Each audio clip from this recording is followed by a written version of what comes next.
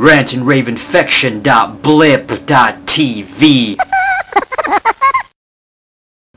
So after playing countless first-person shooters over the years, I've never seen anything that could top Perfect Dark on the N64.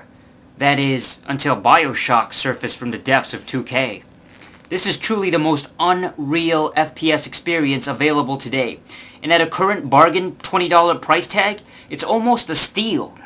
Let's be upfront about the downside. BioShock has dismal replayability.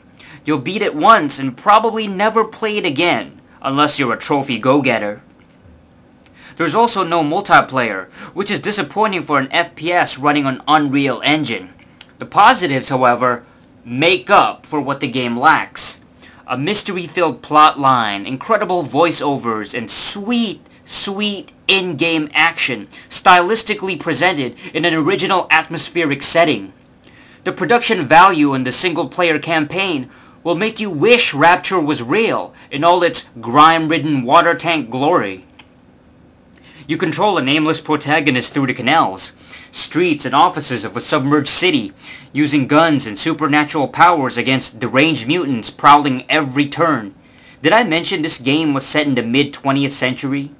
Yeah, 1960 was a year most gamers can even comprehend, yet BioShock's grotesque interpretation makes you feel right at home in the baby boomer generation.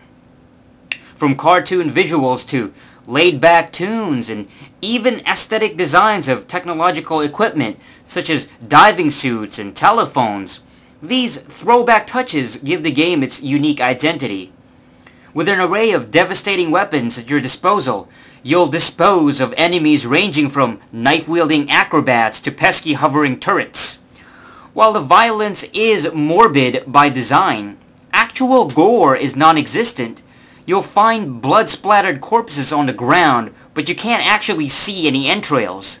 You can freeze an opponent with liquid nitrogen, then shatter them into pieces, but you can't actually make their brains explode with a headshot.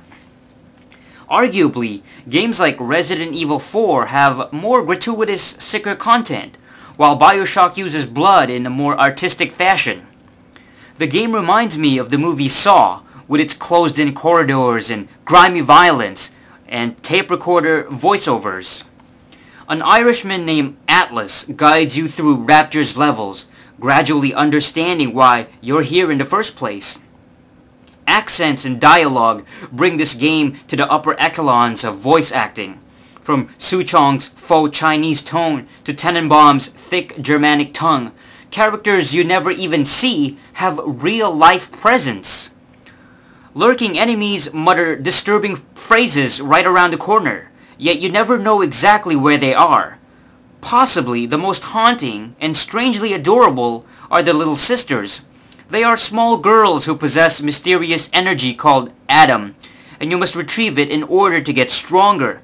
However, large protectors called Big Daddies are never too far from a little sister. And the Big Daddy will relentlessly attack anybody who poses a threat, including your sorry ass. In reality, you must pick a fight with these large aquasuit-wearing bodyguards in order to access a little sister.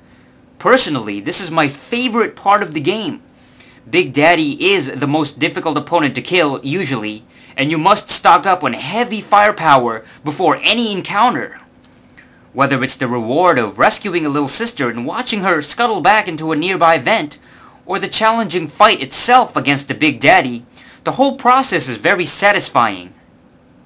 You gain a variety of weapons and abilities, from machine guns to grenade launchers to electrocuting projectiles and insect swarms. The famous telekinetic havoc physics is also very wield-worthy. These powers are used depending on the enemy, and tactical strategy is required for successful missions. You're gonna have to use your mind, and you can't just rush into battle. If you rush into enemy territory with a knife and a rosary, you'll be just another casualty. But you might need a prayer hoping the game doesn't crash. That's right. BioShock is one of those annoying PC-fitted titles that actually require maximum frame rate. This game has the occasional lag, and crashed on me at least once. That's one time too many, and it's disappointing to see in such a great game.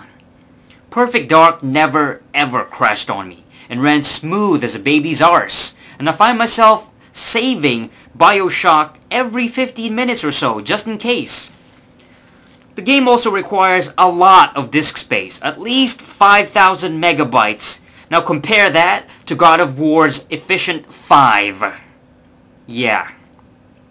I've never played the original 360 version, but the PS3 has a sequel teaser trailer in it.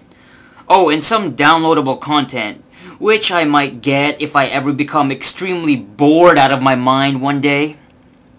Anyway, amazing single-player campaign, no replay value, great production value, and all the usual cliches. Now would you kindly hand me that controller? I'm gonna play BioShock 2.